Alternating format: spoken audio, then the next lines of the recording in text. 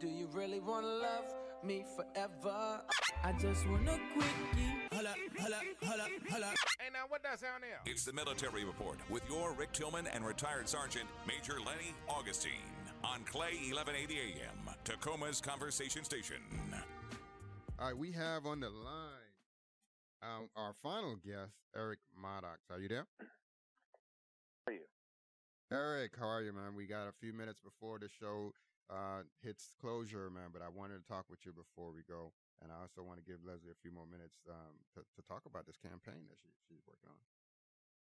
Well, great. Thanks for having me. So tell us a little bit about yourself. Where are you in the world?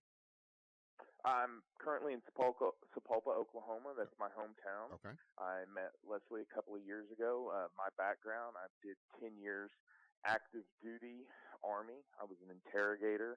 And in 2003, I was with a JSOC team, a Delta Force team that tracked down Saddam Hussein.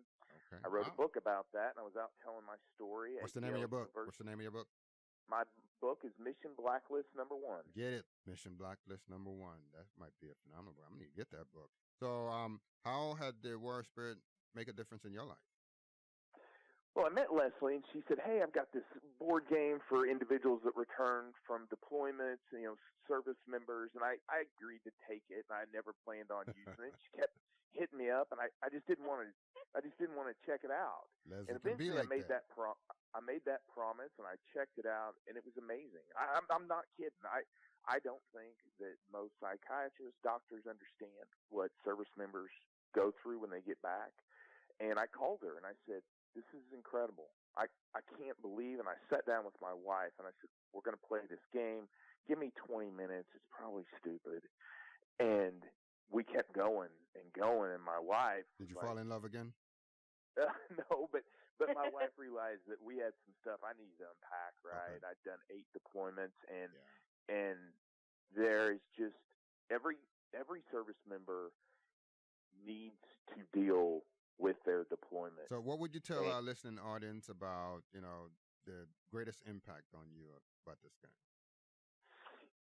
Okay, so it's difficult to get your service member to open up.